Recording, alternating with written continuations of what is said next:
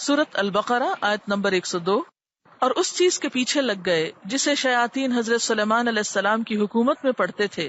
سلیمان علیہ السلام نے تو کفر نہ کیا تھا، بلکہ یہ کفر شیطانوں کا تھا۔ وہ لوگوں کو جادو سکھایا کرتے تھے، اور بابل میں ہاروت اور ماروت 2 فرشتوں پر جو اتارا گیا، وہ دونوں بھی کسی شخص کو اس وقت تک نہیں سکھاتے تھے جب تک یہ نہ کہہ دیں کہ ہم تو ایک آزمائش ہیں، تم کفر نہ کرو۔ پھر لوگ ان سے وہ سیکھتے جس سے خاوند اور بیوی میں جدائی ڈال دیں، اور دراصل وہ بغیر اللہ کی مرضی کے کسی کو کوئی نقصان نہیں پہنچا سکتے۔ یہ لوگ وہ سیکھتے ہیں جو انہیں نقصان پہنچائے اور نفع نہ پہنچا سکے، اور البتہ تحقیق وہ جانتے ہیں کہ اس کے لینے والے کا آخرت میں کوئی حصہ نہیں، اور وہ بدترین چیز ہے جس کے بدلے وہ اپنے آپ کو فروخت کر رہے ہیں، کاش یہ جانتے ہوتے۔ یہاں پر ذکر ہوا یعلمون الناس السحر۔ عربی میں جادو کو سحر کہتے ہیں۔ لغت میں یعنی ڈکشنری میں ہر ایسے اثر کو سحر کہا جاتا ہے جس کا سبب ظاہر نہ ہو، جس کی وجہ معلوم نہ ہو۔ سحر کیا ہے؟ اثر، لیکن اس کی وجہ پتہ نہ چلے۔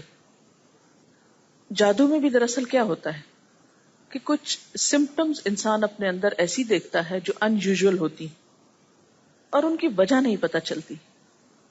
مثلا بعض لوگوں کو آپ نے یہ کہتے سنا ہوگا کہ میرے سر میں درد ہوتا ہے اور میں نے بہت ٹیسٹ کرائے ہیں اور ڈاکٹرز کو کوئی وجہ معلوم نہیں ہو رہی، کوئی فزیکل ریزن اس کا تلاش نہیں کیا جا سکتا۔ لیکن انسان اپنے اندر کچھ اثرات محسوس کرتا ہے، کچھ بے چینی، کچھ تکلیف، کوئی درد۔ یہ اثرات کیا ہوتے ہیں؟ بسا اوقات کچھ کلمات، کچھ الفاظ کے اثرات ہوتے ہیں۔ مثلا آپ دیکھیں کہ اگر کوئی شخص آپ کی تعریف کرے تو آپ پر اس کا کوئی اثر ہوتا ہے؟ تو تعریف کیا ہے دراصل؟ چند الفاظ ہی تو ہیں۔ اسی طرح اگر کوئی آپ پر تنقید کرے، کوئی اثر ہوتا ہے؟ کوئی آپ کو ڈانٹے، اثر ہوتا ہے؟ ہوتا نا؟ کوئی آپ کو گالی دے، اثر ہوتا ہے؟ تو گالی کیا ہے؟ ایک لفظ ہی تو ہے۔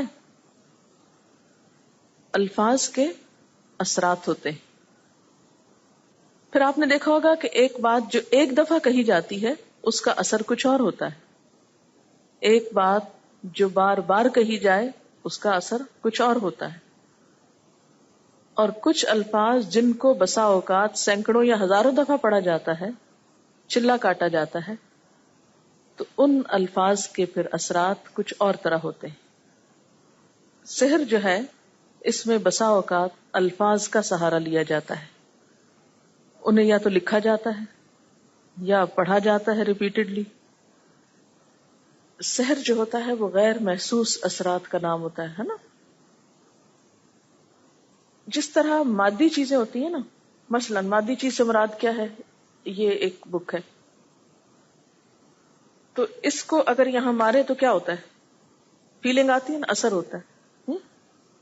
کیوں؟ اس لیے کہ یہ ہاتھ بھی مادی ہے، ہمارا جسم کیا ہے؟ مادی۔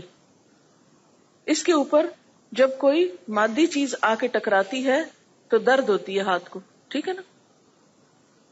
اسی طرح ہمارے جسم کے اندر روح ہے، تو جو روح ہے اس پر غیر مادی یا مانوی چیزیں اثر کرتی ہیں۔ مانوی چیزیں کیا ہیں؟ جیسے الفاظ یا آواز، لفظ جو ہوتا ہے، ورڈ، یہ مادی چیز تو نہیں ہے نا؟ مثلا میں کہوں بات، کہاں ہے؟ پکڑ کے لائیں بات کو۔ کلمہ، پکڑ سکتے ہیں کلمے کو؟ نہیں پکڑ سکتے نا۔ تو جو کلمہ ہے وہ غیر مادی چیز ہے، ٹھیک ہے، یا مانوی چیز ہے۔ اب یہ بھی اپنا ایک اثر رکھتا ہے، جیسے اچھی نیوز کا اثر ہوتا ہے، بری نیوز کا اثر ہوتا ہے نا؟ تو وہ بری نیوز کیا ہے؟ پکڑ سکتے ہیں آپ اس کو؟ تو اس کا اثر ہے نا، وہ کہاں ہوتا ہے؟ کس پہ؟ آپ کے دل پہ، آپ کی روح پہ۔ تو اس بات سے انکار نہیں کر سکتے آپ کہ مادی چیزوں کا اثر مادہ پہ ہوتا ہے اور روحانی چیزوں کا اثر روح پہ ہوتا ہے۔ تو جادو دراصل ایک ایسی چیز ہے جس کا اثر انسان کی روح پہ ہوتا ہے، خیالات پہ ہوتا ہے، نظر پہ ہوتا ہے. ٹھیک. اب آپ دیکھیے کہ یہ جو خیال پہ اثر ہوتا ہے انسان کے، یہ روح پہ اثر ہوتا ہے، تو یہ روح کس کے اندر رکھی ہوئی ہے؟ اللہ تعالیٰ نے جسم کے اندر رکھی ہوئی نا. تو جب روح پہ اثر ہوگا تو اس کا اثر جسم پہ آئے گا نا. اور یہ وائس ورسا ہوتا ہے. کیسے؟ مثلاً کاپی آپ نے اپنے ہاتھ پہ اگر ماری تو لگائی جسم پہ، لیکن اثر روح پہ گیا نا. اسی طرح جب کوئی چیز روح پہ پڑتی ہے تو اس کا اثر جسم پر بھی آتا ہے. بعض ایسے اثرات کے ذریعے انسان کی روح کو اس حد تک مفلوج کر دیا جاتا ہے کہ انسان پھر سروائیو نہیں کر سکتا. یعنی جادو ہو یا جنات ہو، ان کے اثر سے جب روح بیمار ہوتی ہے تو روح کیونکہ جسم میں گندھی ہوئی ہے، جسم میں جڑی ہوئی ہے، تو جسم پہ لازمی اثر پڑتا ہے. اور بعض بیماریوں کی کاز روحانی ہوتی ہے، اثر جسمانی ہوتا ہے. جیسے بتایا تھا نا، درد ہو رہی ہے، سمجھ نہیں آ رہی، سارے ٹیسٹ کلیئر ہیں، کچھ نہیں ہے جسم میں، لیکن پھر بھی بیمار ہے. تو وہ کیا چیز ہے؟ وہ روح ہے. ٹھیک ہے. تو جب جسم پہ کچھ زد پڑتی ہے تو اس کا اثر روح پہ جاتا ہے، روح پہ پڑتی ہے تو اس کا اثر جسم پہ جاتا ہے، کیونکہ دونوں جڑے ہوئے ہیں ساتھ ساتھ. نبی صلی اللہ علیہ وسلم نے فرمایا ہے، ان من البیان لسحر، بعض بیان، بعض کلمات، بعض الفاظ، بعض سپیچ جادو کا اثر رکھتی. تو خصوصاً شعر و شاعری جو ہے، اس کا اثر ایسے ہی ہوتا ہے جیسے جادو کا اثر ہوتا ہے. یہ لفظ آپ نے محاورے میں نہیں سنا کہ فلاں شخص جو ہے وہ جادو بیان ہے، یا اس کا کلام جو ہے وہ جادو کی طرح اثر کرتا ہے. تو قرآن پاک سن کر جو دشمن تھے وہ نبی صلی اللہ علیہ وسلم کو کیوں کہتے تھے جادوگر؟